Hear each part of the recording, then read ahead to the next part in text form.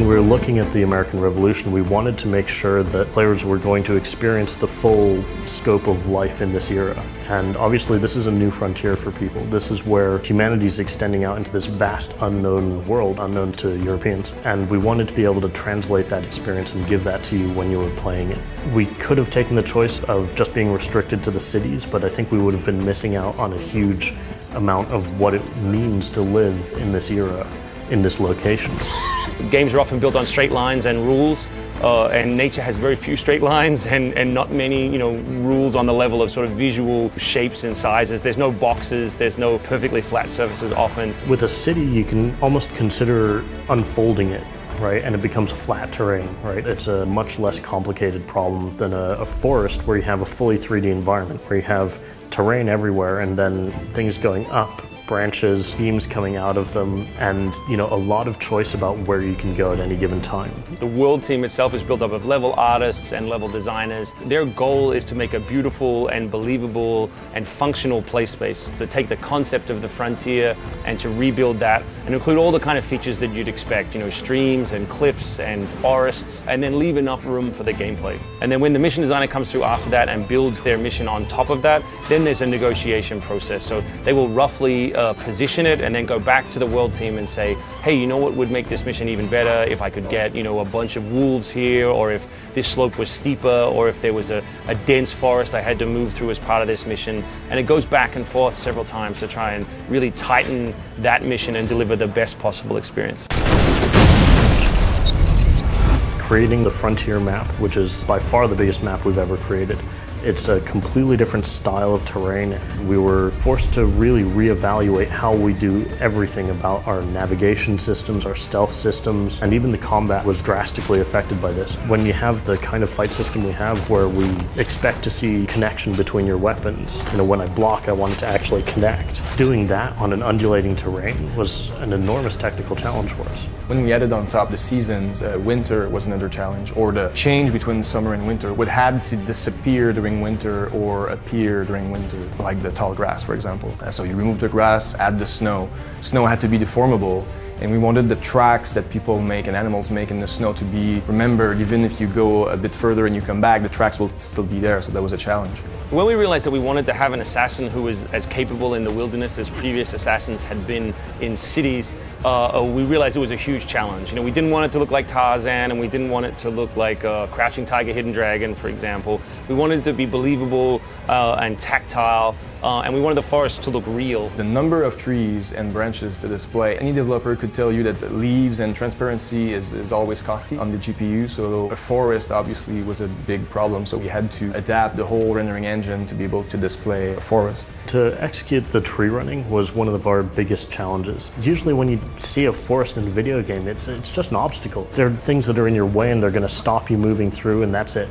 For us, it's a playground. Just take a few steps here, you'll be jumping up into this thing, and then you'll be just experiencing a whole new navigation that you've never had before.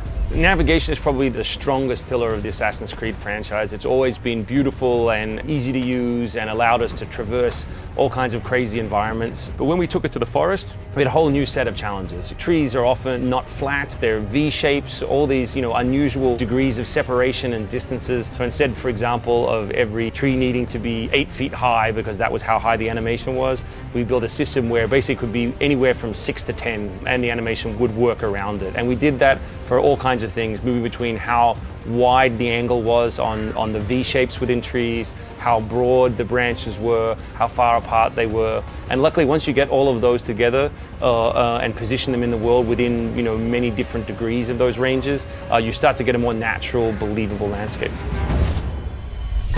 We felt that stealth was one of the underutilized features in the game. It became more and more combat and navigation focused. And while we know that we don't want to force people to play super stealthily, we want to give people more options. So we built some features in the game, such as tall grass or bushes that are mobile hide spots that you can move through and remain hidden, so you can sneak up on enemies from a distance. When you're up in the trees, you're much less detectable than you are on the ground. We wanted sort of a branch layer within the forest where you could be above your enemies, assassinating from above. We built some new tools, such as the rope dart, which allow you to kill silently and create distractions. We have sort of traps in this game, which we built originally for animals, the idea of trapping and snaring animals in the frontier, but they're also useful against people. So we tried as much as possible to sort of extend the toolkit for players in terms of stealth.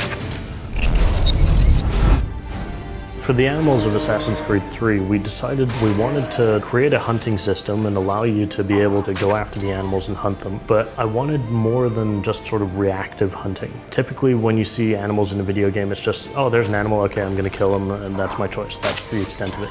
I wanted to be able to bring a sense of tracking animals. If an animal comes along and marks its territory, bears like scratch their back on trees, they do all sorts of crazy stuff. You can analyze the signs, see the footprints, and say, okay, there's an animal over here somewhere, I'm gonna go chase after him. Yeah, man. One of the goals was to turn the crowd life of the game into the wildlife, and it was a fun challenge because you can't motion capture animals, so we had to keyframe and animate every single thing. Obviously we used video reference, but we went out to wildlife centres and filmed the animals, just watched them. You can't see them running around, so we used videos for that, but we got the details and like little ear movements, the way they'll shift their weight, how heavy a bear is. When it turns around, it's constantly like putting its weight on each leg. We created the hunting map as well, which is basically an overlay on the game map where it breaks up the frontier into various different regions, and you can see what animals you've discovered in each region. So if you're looking for a particularly rare or difficult to find animal, you'll have a much better clue of the areas that you can discard because you've already fully explored them. So, okay, I'm gonna have to check up in this corner over here to see if there's a bobcat hanging around over there. I wanted to be able to bring some of that sort of National Geographic life of animals to players inside of the game and show them a lot of the behaviors and activities that animals get up to in this environment. We really wanted to show off and do a lot with the animals, not just about navigation and reactions. We wanted to have these specific little magical moments that you'll find throughout the game in AC3. I think we have over 20 different animals that you can interact with. You don't just go and look at them or kill them. Because the wilderness is kind of empty, if it's just trees and bushes, you want to be able to have this emptiness and then occasionally happen upon a deer or happen upon a bear and get into a fight. And it's up to you what you want to do with animals. You can scare them away, you can kill them, or you can just watch them. I'm very proud of what we achieved, especially with the wilderness. I remember 3 years ago, we weren't sure at all if we were going to be able to pull it off. And today the frontier is massive, it's rich in details, it looks beautiful, and it works.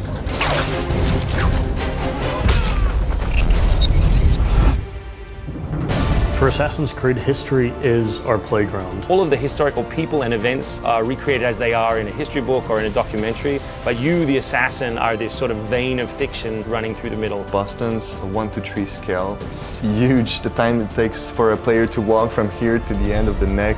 Aim, and then turn your head, because when you pull the trigger, this blows up and would burn your face. The revolution would not have succeeded without navies.